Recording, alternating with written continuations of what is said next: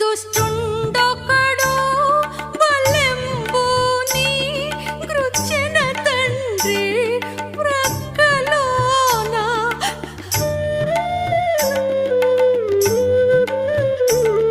దుష్టుండొకడు బలెంబుని గృచ్చెన తండ్రి ప్రక్కలోన.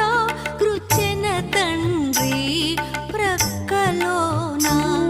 కేక వేసి నీదు ప్రాణం సిలువపైన అర్పించితివా. కేక వేసి నీదు ప్రాణం సిలువపైన అర్పించితివా.